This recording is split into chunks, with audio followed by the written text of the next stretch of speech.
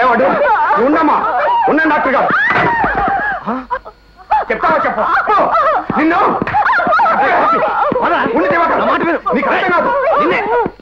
చెప్పేది అది చెప్పేసి తిరిగి ఉండవు నీ చెల్లెని ప్రేమించిన వాడు ఎవడో నాకు తెలుసు మీ ఫుట్బాల్ టీంలో వాడే సిఐ గంగరాజు గారు అబ్బాయి సుందర్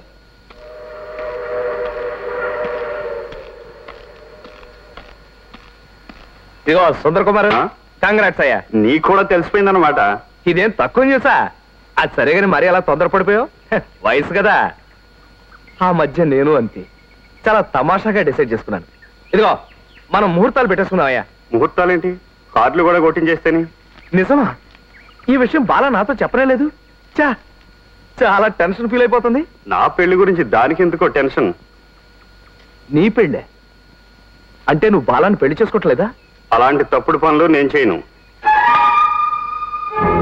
నీ దయ వల్ల ఆ పిల్ల తల్లి కూడా కాబోతుంది తెలుసా నా ఒక్కడి దయ వల్ల అయిందంటావా ఏంట్రా అంటే బాలా నా సైకిల్ లాగే అది కూడా సెకండ్ హ్యాండ్ అర్థమైందా రేయ్ ఈ విషయం గోపీచంద్ గారికి తెలిస్తే ఏం జరుగుతుందో తెలుసా ఏం చేస్తాడు ఆత్మహత్య చేసుకుంటాడు లేకపోతే ఇంకో సెకండ్ హ్యాండ్ గారికి ఇచ్చి పెళ్లి చేస్తాడు అంతే కదా అది కాదయ్యా ఆల్రెడీ నా మ్యాచ్ సెటిల్ అయిపోయింది ఇంక ఈ విషయం గురించి నువ్వు నాతో మాట్లాడటం వేస్ట్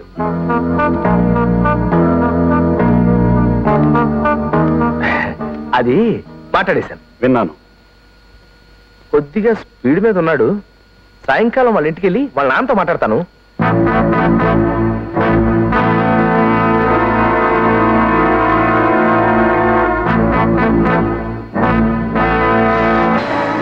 కలవక్కర్లేదు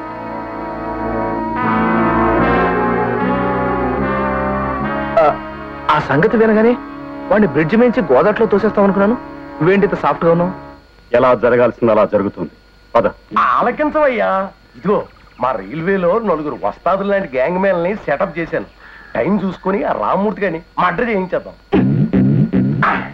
ఆ రాజుని గారిని తమిళనాడులో ఉప్పు నీళ్లు కూడా దొరకని ప్లేస్ కి ట్రాన్స్ఫర్ చేయించేద్దాం ఆ కుర్రా కొడుకుని రైలు పట్టాల మీద పెట్టి మర్డర్ చేయించేద్దాం యాక్సిడెంట్ లిస్ట్ లో కొట్టుకుపోతాడు వస్త్రా ఇదేంటిది ఇన్ని ఎదవ ప్లాన్లు చేస్తున్నారు కదా భాగ్యంతో మీరు ముచ్చటగా 3వ ఫ్యామిలీ పెట్టిన తర్వాత మీకు వయసు అయిపోయి భాగ్యం 4వ ఫ్యామిలీ పెట్టిందనుకోండి అప్పుడు ఏం చేస్తారు దానికి వేసిన ఐడియా భాగ్యంతో మన శోభనం అయిపోయిన మర్నాడు మనకేటండి మీకు నాకేనే బాబు మర్నాడు బ్యూటీ పార్లర్ కని తీసుకెళ్లి గుండు కొట్టించేస్తాను జుట్టు వచ్చే వరకు చచ్చినట్టు ఇంట్లో పడి ఉంటది కదా ఈ లోపల గట్టి అండర్స్టాండింగ్ వచ్చేస్తాం చచ్చేదాకా గడిపోం ఎలా ఉంది ఐడియా ఇదిగో చిన్నరారు మీరు ఇన్ని ఐడియాలు చెప్పారు కదా నేను ఐడియా చెప్పనా ఏంటో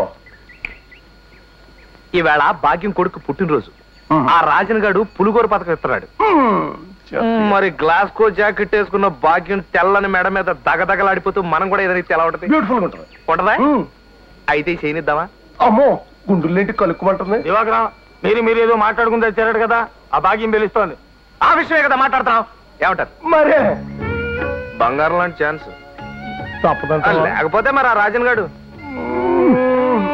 ఓకే ఓకే అందాకే ఉంచండి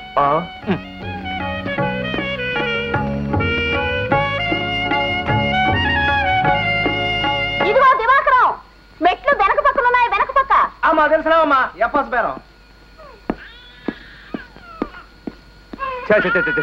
తింక నా కొడుకు తినేస్తున్నాడు చూడవయ్య దివాకరం కొత్త బట్టల మీద కొంచెం వచ్చేసాడు కొత్త బస్సాలు ఉండవయ్యా మంచి బిజినెస్ టైంలో అర్జెంట్ తీసుకొచ్చారు మీ ఇంట్లో వాళ్ళు ఏంటిది ఏ ఎదవాళ్ళేడు ఇదిగో నువ్వు కిందకి వెళ్ళి వచ్చిన పైకి పంపించు వెళ్ళండి పదండ్రా పదప్పా ఈడొకడు నాకు పోటీ పదా చూడు దివాకరం మనలో మనం సర్దుకోకపోతే ఎలా చెప్పు పిలిచిన వాళ్ళంతా డ్యూటీ నుంచి రావడానికి కాస్త అటు ఇటు అవుద్ది ఓర్చుకుందు ఏం ఓర్చుకోవడం అమ్మా అర్థం పడతా లేకున్నాను ఇదిగో శర్మ గారు పదండి కెమెరా ఎప్పుడో బిగించేశాను చాలా ఇంపార్టెంట్ ఫోన్లో ఉన్నా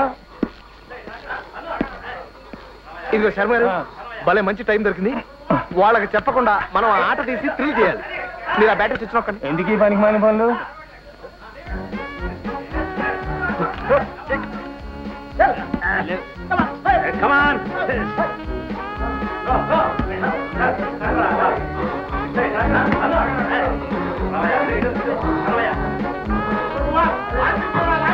ఎక్కడ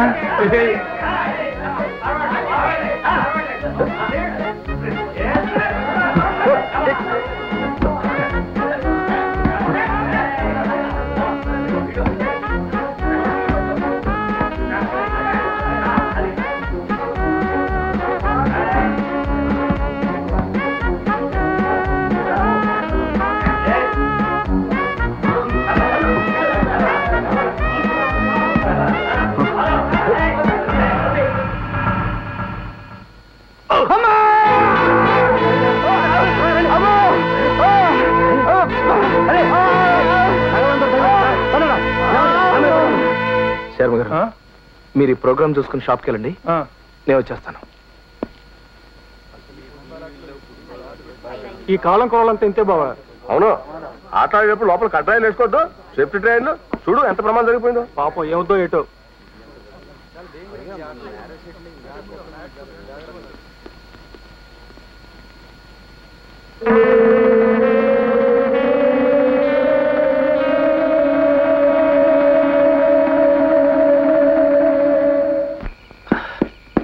ఏమిటయ్యా ఇంత ఆలస్యం?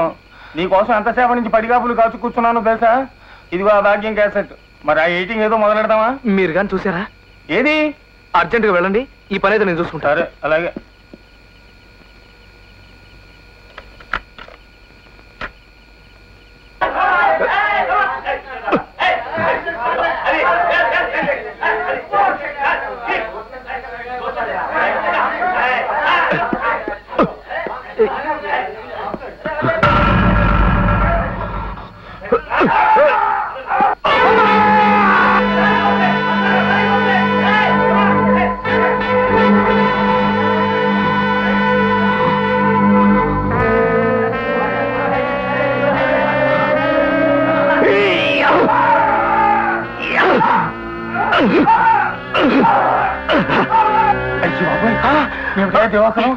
చూస్తుంటే ఇదేదో కావాలని తన్నినట్టు కనిపించట్లేదు. అదేం కాదు, మీరు అనవసరంగా తెలిసి తెలియని వాగులు వాక్కండి, వెళ్ళండి. కాదంటారేమిటయ్యా? అబ్బే నేను ఒప్పుకోను. ఆ గోపీచంద్ మొహంలో రౌద్రం స్పష్టంగా కనిపిస్తోందయ్యా. మీరు నోరు మూసుకోండి. ఇదిగో ఆటల్లో గెలవాలనుకునేవాడి ముఖం అలా రౌద్రంగా కనిపిస్తుంది, కానీ మీలాగా దరిద్రంగా ఉండదు. మీరు చూసినంత మర్చిపోయి ముందు బయటకు రండి. నాకెందుకో భయంగా ఉంది. ఆ గోపిగడికి తెలిస్తే నిన్ను కూడా సుందర్ కుమార్ దగ్గరికే పంపిస్తాడు. నా మాట నేను ఆ క్యాసెట్ ఇచ్చి తగలెట్టేస్తాను. నేను ఆ క్యాసెట్ తగలబెట్టను, దాచుకుంటాను, లేకపోతే బ్లాక్ మెయిల్ చేస్తాను. మీకెందుకండి, వెళ్ళండి. వీడు బతుకంతే, చెడిపోయేవాడిని ఎవడు బాగు చేయగలడు.